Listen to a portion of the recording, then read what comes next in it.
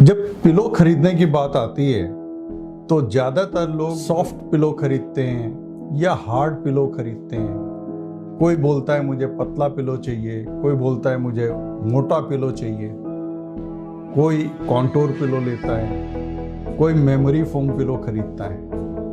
आपको मालूम है ये सारे तरीके, ये सारे थॉट्स गलत हैं और इनकी वजह से आप गलत पिलो खरीदते हैं और आपको neck, shoulder, upper back pain, cervical spondylosis जैसी प्रॉब्लम्स होती हैं। पिलो केवल आपको अपने गर्दन और शोल्डर के मेजरमेंट के हिसाब से खरीदना चाहिए। जब आप पीठ पर सोते हैं तो आपकी स्पाइन कर्वेशस होती है, सर मैट्रेस में टिकता है, गर्दन हवा में रहती है क्योंकि उसमें बैक साइड से डिप्रेशन है, एक कर्व है, वो हवा में सस्पेंडेड रहती है। पीठ, अपर बैक मैट्रेस पे रेस्ट करती है और रेस्ट ऑफ द बॉडी आपकी मैट्रेस पे रेस्ट करती है। तो पिलो का पर्पस होता है जब आप पीठ पर सोते हैं, गर्दन का वो पोर्शन जो कि मैट्रेस से सपोर्ट नहीं पाता है उसके नीचे सपोर्ट देना।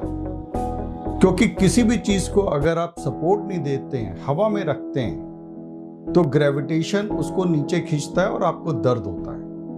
जैसे मैंने हाथ अभी आगे किया हुआ है, मेरे को अभी 2 मिनट के बाद ऐसी स्थिति में हाथ रखना मुश्किल हो जाएगा। अगर यही हाथ मैंने किसी टेबल पे रखा होता तो मुझे कोई तकलीफ नहीं थी, मैं 1 घंटे भी रख सकता था। तो जब आप पीठ पे सोते हैं तो आपको पिलो केवल गर्दन के नीचे लगाना होता है।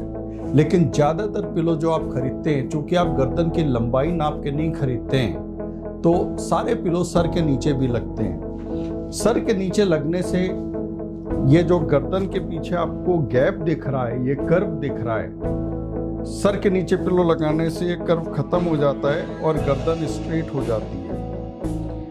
ये आपके गर्दन का नेचुरल कर्व बिगड़ जाता है, जिससे वर्टिब्रास में फ्रिक्शन होता है, किसी नस मसल्स का कंप्रेशन होता है, ये आपके पेन का कारण है। तो पहली चीज है अपने नेक को मेजर कीजिए। दूसरा क्या होता है कि आप 8 घंटे केवल पीठ पे नहीं सो सकते। जब आप करवट पे सोते हैं साइड में, तो आपका पिलो उतना ऊंचा होना चाहिए जितना चौड़ा आपका कंधा है। अगर आप पतला पिलो लगा रहे हैं, मान लीजिए मेरा कंधा 6 इंच चौड़ा है और मैं 2 इंच मोटा पिलो लगा रहा हूं, सर जब तक 4 इंच मुड़ेगा नहीं तब तक पिलो को टच नहीं करेगा, क्योंकि पिलो मैट्रेस से केवल 2 इंच ऊपर आ रही है। सर ऐसे मुड़ेगा। अभी ऐसे मुड़े हुए सर की स्थिति में आप कितनी देर रह सकते हैं? अगेन 2, 4, 5 मिनट आपको दर्द होने लगेगा।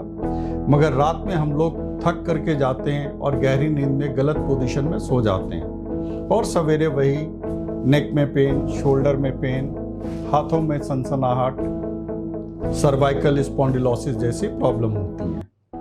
तो सेकंड मेजरमेंट है आपको शोल्डर की ब्रॉडनेस को मेजर करना है और इन मेजरमेंट के हिसाब से neckfit.in पर अगर आप चेक करेंगे तो आपको सही साइज पिलो का क्या होना चाहिए ये पता लग जाएगा। या आप हमें अगर 9372230690 पर कॉल करेंगे तो हम आपको गाइड कर देंगे।